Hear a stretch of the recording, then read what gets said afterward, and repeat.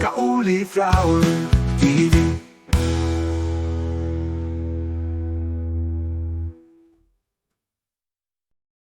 Magandang araw sa ating mga tagapakinig. Sa ating episode ngayon, tatalakayin natin ang isang pahayag mula kay Bro Eli Soriano ng Ang Dating Daan na tila nagdulot ng iba't ibang interpretasyon, lalo na't may kinalaman ito sa hinaharap at mga pangmatagalang plano.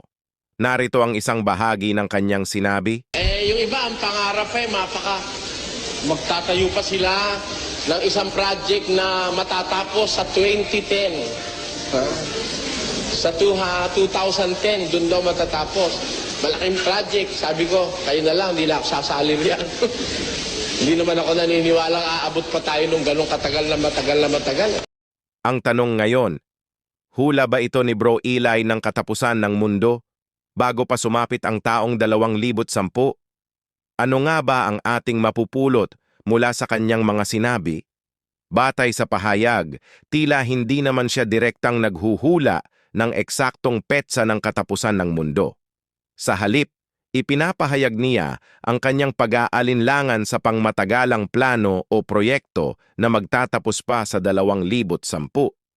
Hindi ito malinaw na hula, kundi isa lamang personal na opinyon o pananaw na maaaring nauugat sa kanyang paniniwala tungkol sa kalagayan ng mundo.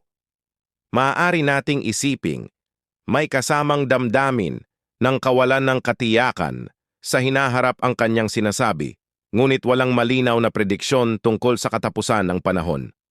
Kaya naman, mahalagang bigyang pansin ang konteksto ng kanyang mga salita.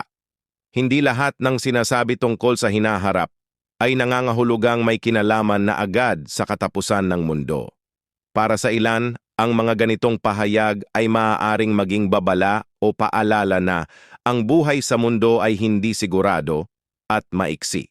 Para naman sa iba, ito ay isang hamon na huwag umasa ng sobra sa mga plano para sa mga darating na taon at sa halip ay maghanda sa anumang maaaring mangyari. Ano ang inyong opinyon dito mga kaibigan? Hulaan ba ito o isa lamang pagninilay?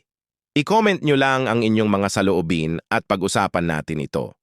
Maraming salamat sa inyong pakikinig. Hanggang sa susunod nating episode dito sa Cauliflower TV, kung saan tatalakayin natin ang mga usaping may kinalaman sa pananampalataya at buhay.